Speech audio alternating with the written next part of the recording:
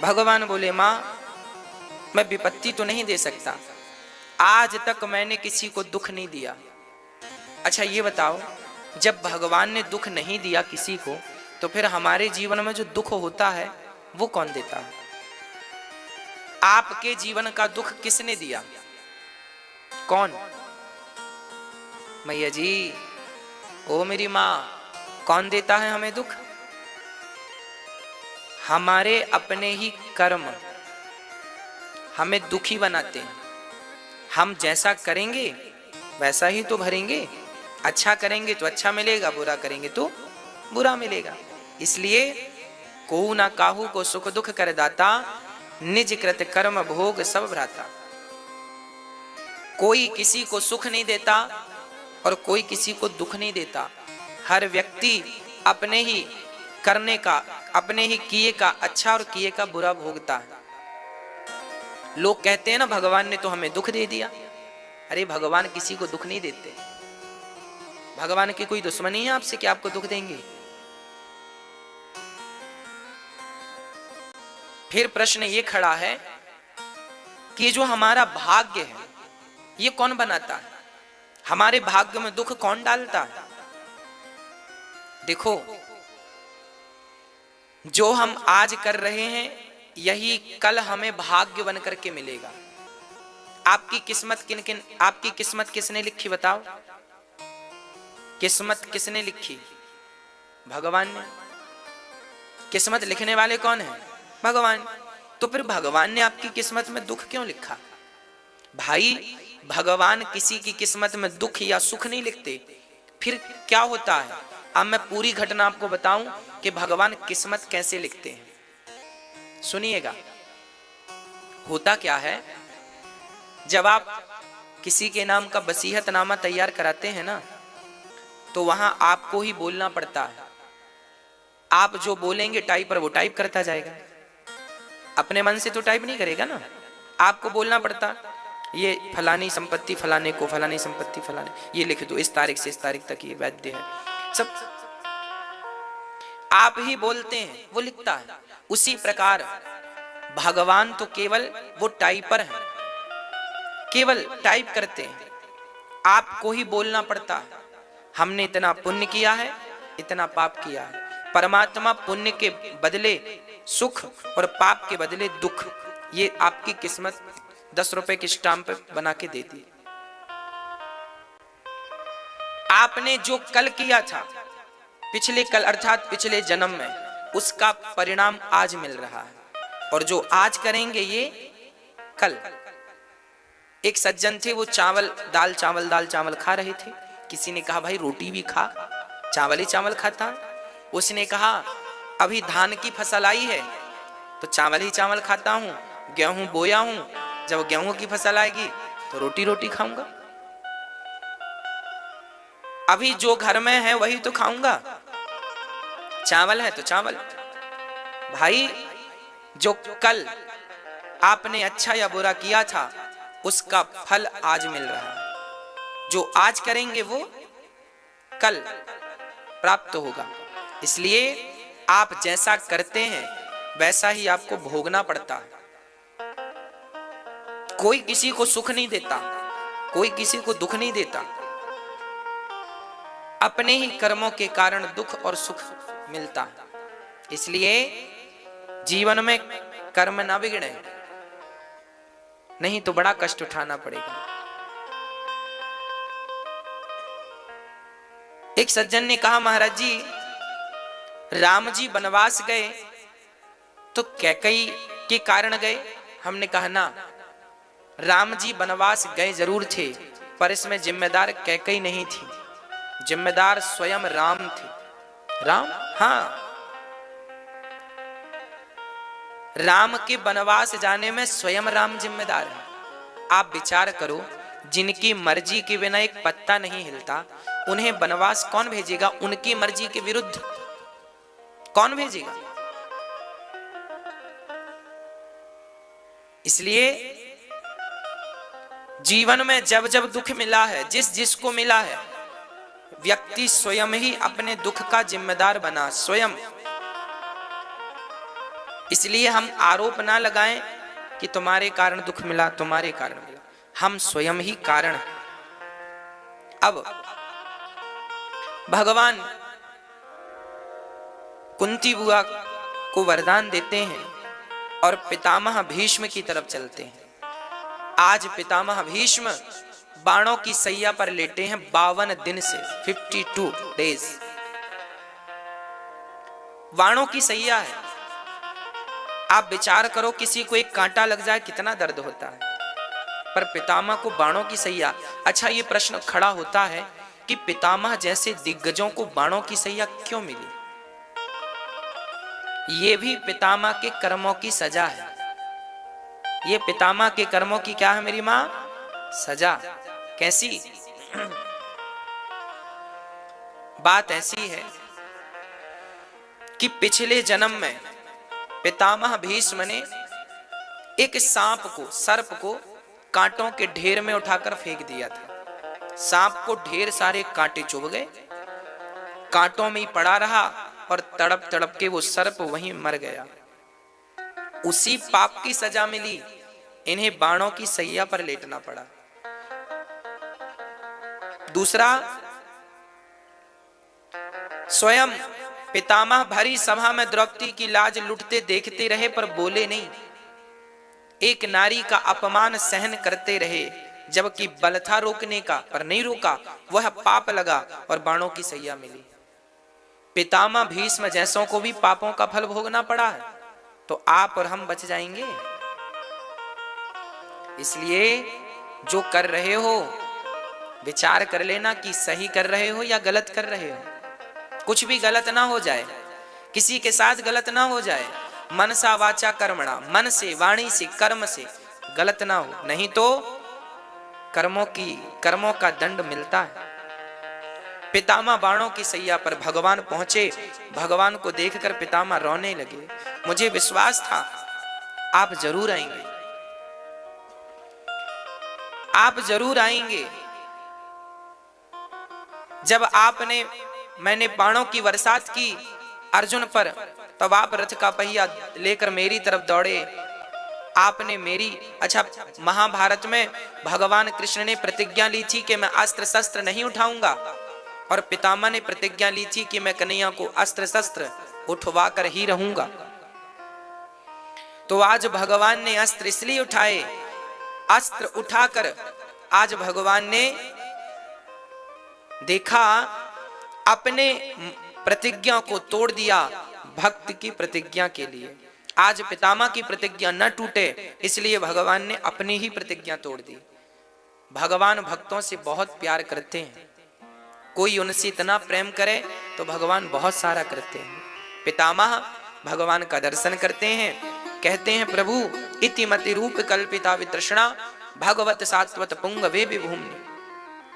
मेरी बुद्धि जो निर्मल हो गई है, अब मैं उसे आपके श्री चरणों में समर्पित कर रहा हूं।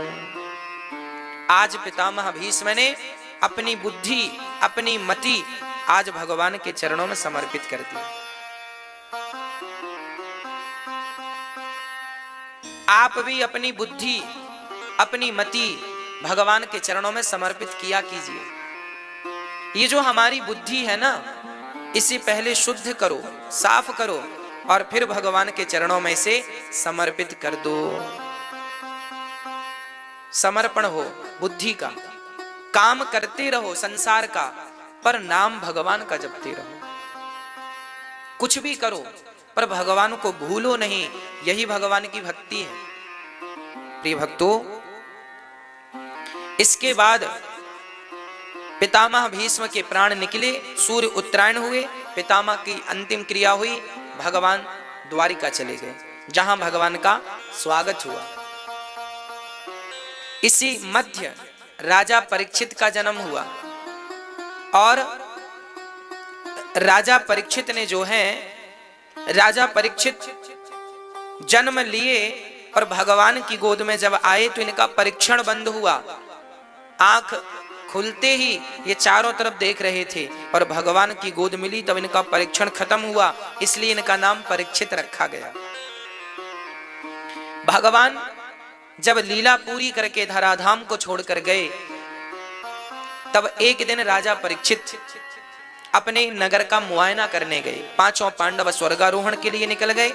राजा परीक्षित को कलयुग का पहला राजा बनाया गया और राजा परीक्षित ने आज अपने नगर का मुआयना किया, देखें तो क्या चल रहा है। तो जाकर देखा, एक जंगल में एक गाय, एक बछड़ा, उसे काला सा आदमी लात मार रहा था, पाद प्रहार कर रहा था। तो पूछा परीक्षित ने, क्यों भाई, क्यों मार रहे हो इसे? तब कहा, ये गाय जहां रहती है सो हमें रहने नहीं देती, इसलिए मार मार कर भगा रहे। तुम कौन हो? मेरा नाम कलयुग है। वो कौन था? कलयुग। राजा परीक्षित ने तलवार निकाली, कलयुग आज हम तुम्हें मार डालेंगे।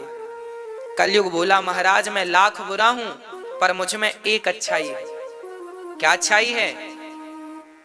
कलयुग की यही अच्छाई है, कृते अध्यायते विष्णुम त्रेतायाम यदितो मखई द्वापरे परिचर्यायाम कलौ केशव कीर्तनात्। सतयुग त्रेता द्वापर में जो गति यज्ञ करने से, ध्यान लगाने से मिलती थी, कलयुग में वही गति केवल नाम जपने मात्र से मिल जाती है। इसलिए कलयुग केवल नाम आधारा, कलयुग केवल नाम आधारा, इसलिए नाम जपो, नाम जपो, नाम जपो।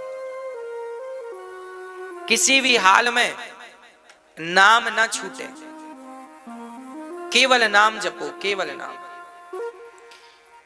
कलयुग की अच्छाई को देखकर राजा परीक्षित ने कलयुग को रहने के 4 कमरे बनवाए। कलयुग कहां कहां रहता है? द्यूतम पानम स्त्रियः सूना यत्रा धर्मश्चतुर्विधा। कलयुग का पहला ठिकाना है जुआ। राजा परीक्षित ने कलयुग को रहने के 4 कमरे बनवाए।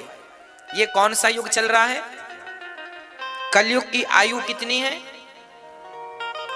कलयुग की आयु कितनी है पता है आपको? 4,32,000 वर्ष। द्वापर की आयु ठीक दुगनी, 8,64,000 वर्ष।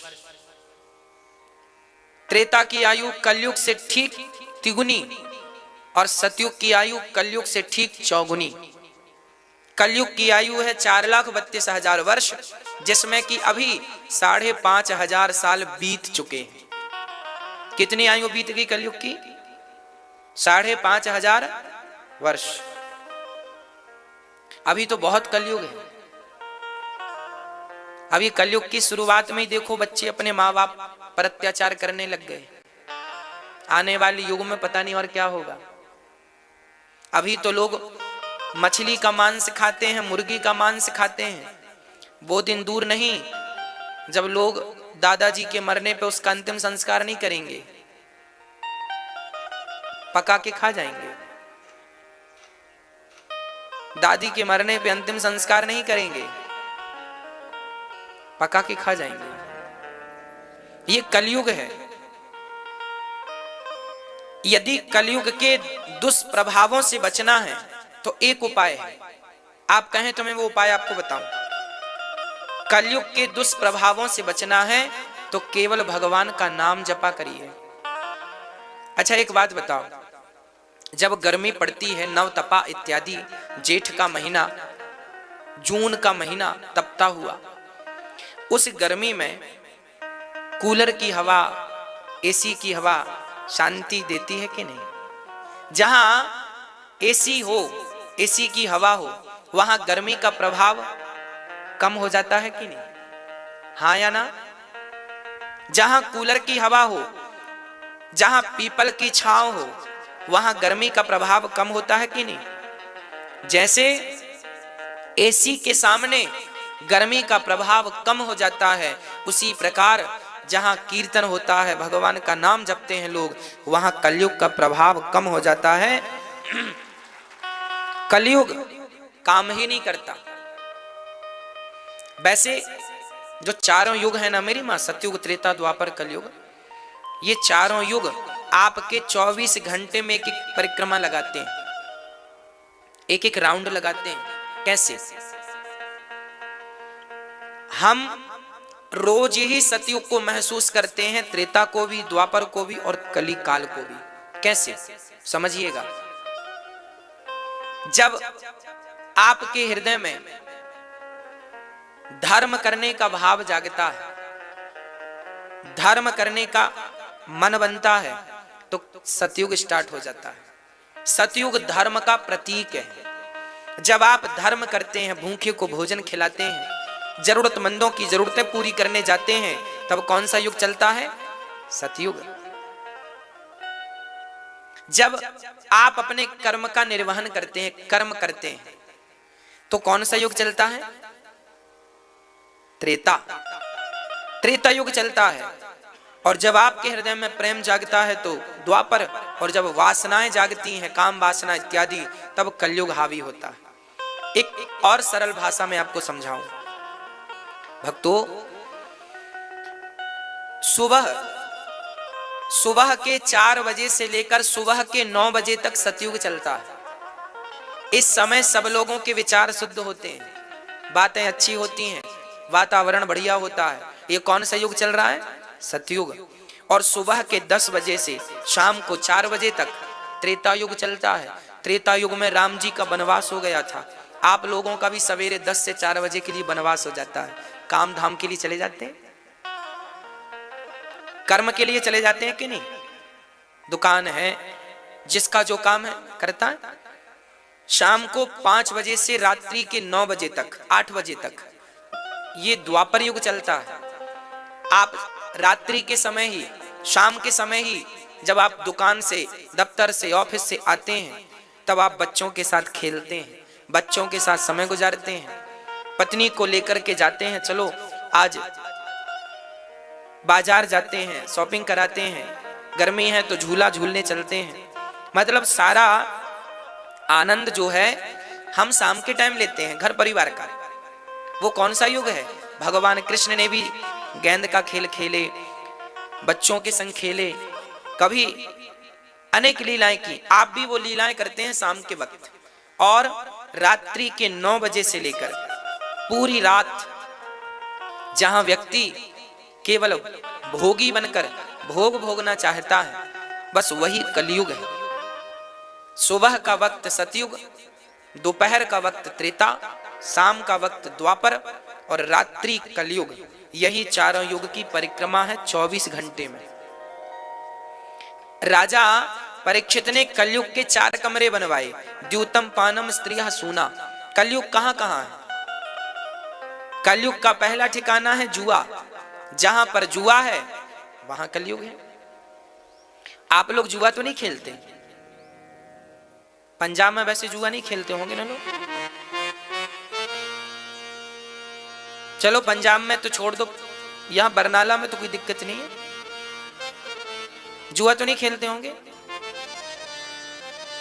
हम पहली बार आए हैं ना, इसलिए हम आपसे पूछ रहे हैं। जुआ खेलते तो नहीं है कोई यहां? खेलते हैं। आजकल लोग मंदिरों में बैठ बैठ के जुआ खेलते हैं, मंदिरों के प्रांगण में बैठ के जुआ खेलते हैं। हाँ या ना? आपने देखा? जुआ खेलते हैं। याद रखना, जुआ खेला था कौरवों ने, सत्यानाश हो गया, सर्वनाश हो गया। जुआ खेलोगे तो नाश नहीं होगा, सीधा सर्वनाश। जिन जिन ने खेला है उनका इतिहास उठाकर देख लो। इसलिए अपने आप को इस बुराई से बचाइएगा। जहां कलयुग है, वहां जहां जुआ है वहां कलयुग होगा ही होगा। इसलिए जुआ से बच के रहिएगा। एक दादाजी खेल रहे थे पत्ते। हमने कहा क्या कर रहे हैं आप?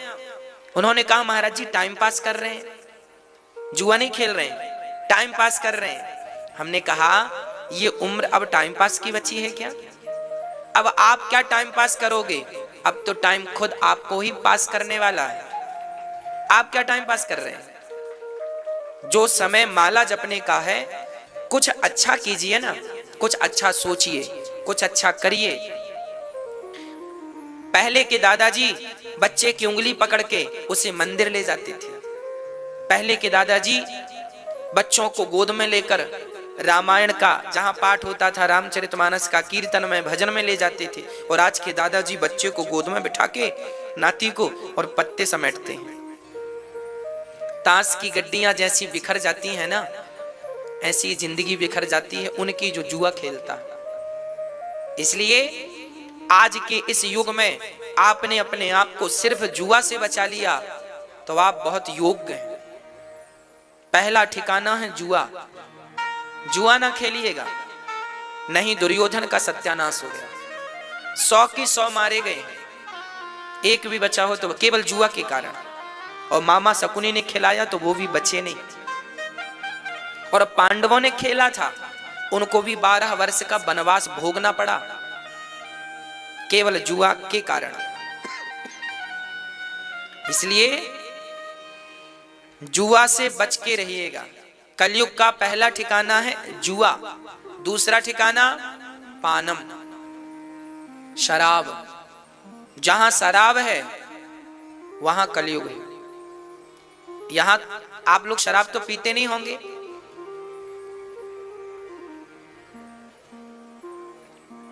हाँ? शराब पियोगे तो नाश नहीं होगा, सर्वनाश होगा। शराब बुद्धि भ्रष्ट कर देती है। एक सज्जन मेरे पास आए, महाराज जी आप भी पियो, ये गरम गरम है। अंगूर की निकाली है ताजी ताजी। हमने कहा भाई क्या है? बोले अंगूर की शराब है। हमने कहा पिएंगे तो क्या होगा? बोला 12 घंटे ऐसी मस्ती चढ़ेगी, उतारी नहीं उतरेगी। हमने कहा 12 घंटे बाद क्या होगा? बोले उतर जाएगी। हमने कहा उतर जाएगी फिर क्या करेंगे? बोले फिर दूसरा पैक चढ़ा लेना। हमने कहा भैया तुम्हारी वाली तो 12 घंटे में उतर जाती है, हमारी वाली ऐसी है एक बार चढ़ती है तो ये पूरी जिंदगी नहीं उतरती। कौन सी? हमने कहा जाम पर जाम पीने से क्या फायदा, रात बीती उतर जाएगी। हरि नाम का जाम पी ले वंदे, तेरी जिंदगी सुधर जाएगी। पीना ही है तो राम नाम का प्याला पियो, कृष्ण नाम का प्याला पियो, जिससे कल्याण है। शराब जिंदगी तबाह कर देती है। मैं कुछ इतिहास के पन्ने आपके बीच में खोल रहा हूं, सुनिएगा। जब हमारा देश गुलाम था और जब हमारा देश गुलाम था उस समय पंजाब के लोग और महाराणा प्रताप इत्यादि राजा देश के लिए आगे आए थे, भारत की अखंडता के लिए आगे आए थे, जिनमें गुरु गोविंद साहब भी थे। आपको बताएं, जब दिल्ली में मुगल बादशाह बैठा था, मुगल लोगों का चारों तरफ डंका बज रहा था, उस समय हमारे भारत का एक राजा मुगल के दरबार में, दिल्ली के लाल किले के दरबार में हाजिर हुआ। तो बादशाह ने पूछ लिया कि भाई तुम में ताकत कितनी है? यूं ही पूछ लिया। तो भारतीय व्यक्ति था, बोला भाई ताकत कितनी है ये ऐसे तो दिखा नहीं सकता, भेजो अपने कुछ। आजकल के तो यूं ही दिखाते रहते हैं, पर वो ऐसे नहीं थे। उन्होंने कहा भेजो किसी को।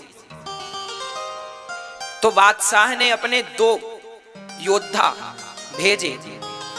उन दोनों योद्धाओं को इस भारतीय व्यक्ति ने, भारतीय राजा ने पलक झपकते ही मिटा दिया, धूल में मिटा दिया, मिला दिया।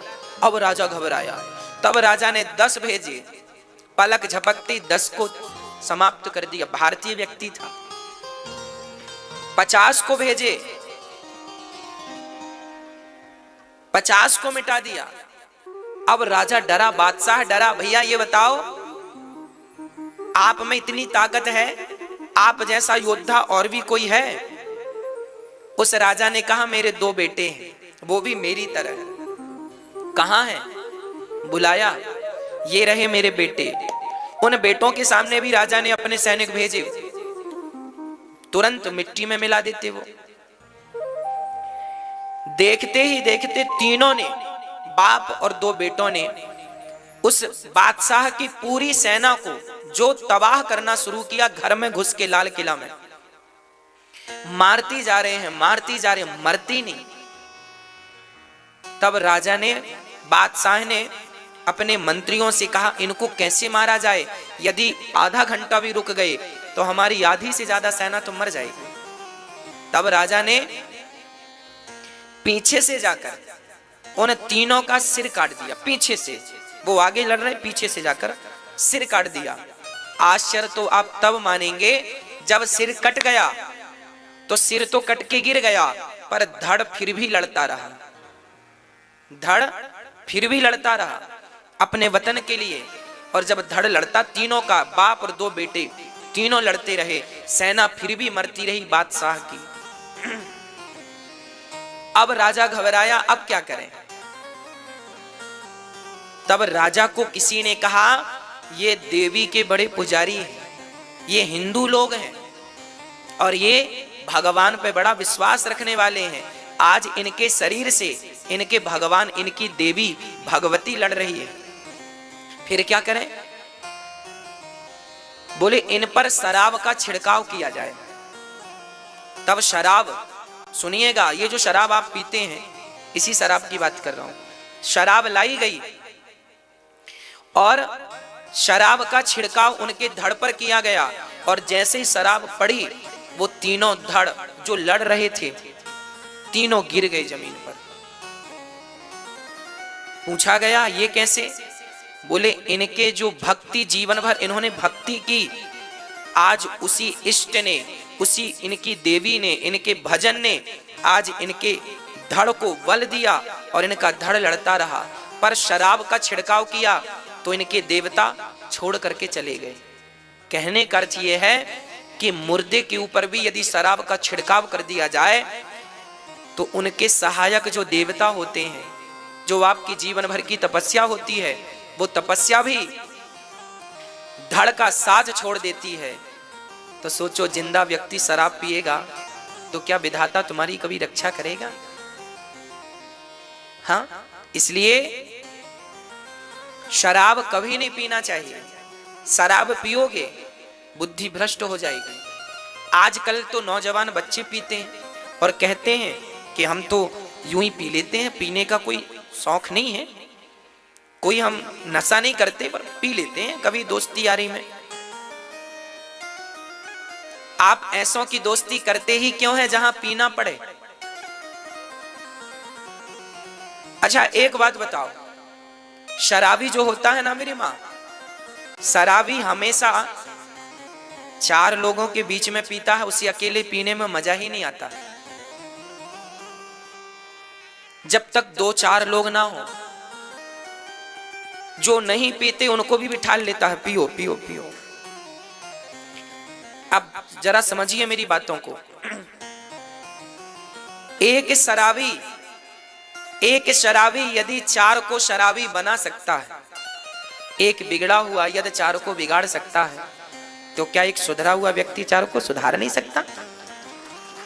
अरे भाई, बिगड़ करके औरों को बिगाड़ने में अपना नाम क्यों दर्ज करा रहे हो? सुधर करके औरों को सुधारने में अपना नाम दर्ज करा लो। एक जंगल में आग लगी, एक जंगल में लगी आग, सारे पशु पक्षी गए भाग, सब भाग गए, पर एक नन्ही सी चिड़िया चोंच में पानी भर भर के जंगल की आग में डाल रही थी। एक कौआ वहां से निकला और कौए ने पूछा क्यों चिड़िया, क्या कर रही हो? चिड़िया ने कहा, मैं जंगल की आग बुझा रही हूं। कौआ बोला, क्या आप जंगल की आग बुझा सकोगी? आग बुझाने की शक्ति है? तब उस चिड़िया ने कहा, कौआ भाई साहब, मैं जंगल की आग बुझा तो नहीं सकती, पर जब भी इतिहास उठाकर देखा जाएगा तो मेरा नाम आग लगाने वालों में नहीं, आग बुझाने वालों में लिखा जाएगा। बस मेरी मां, आग लगाने वालों में अपना नाम मत लिखाइएगा। मेरे नौजवान भाई, आग बुझाने वालों में अपना नाम लिखाइएगा। कलयुग का दूसरा ठिकाना है शराब। शराब पीने वाला आग लगाता है और औरों को भी पिला पिला के उसके जीवन में भी आग लगा देता है। आग लगाने वालों में अपना नाम मत दर्ज कराइएगा, आग बुझाने वालों में नाम दर्ज कराइएगा। कलयुग का दूसरा ठिकाना शराब है। तीसरा ठिकाना स्त्रियां, चरित्रहीनता। पराई स्त्री और पराई पुरुष। रावण ने पराई स्त्री का हरण किया तो नाश नहीं हुआ, सर्वनाश हो गया। इसलिए पराई स्त्री को स्वप्न में भी मत देखिएगा, नहीं तो सर्वनाश हो जाएगा। यह कलयुग का स्थान है। और चौथा मांस। आप लोग मांस तो नहीं खाते? हाँ, अंडा, मुर्गी, मछली खाते हैं? मांस खाते हैं आप लोग?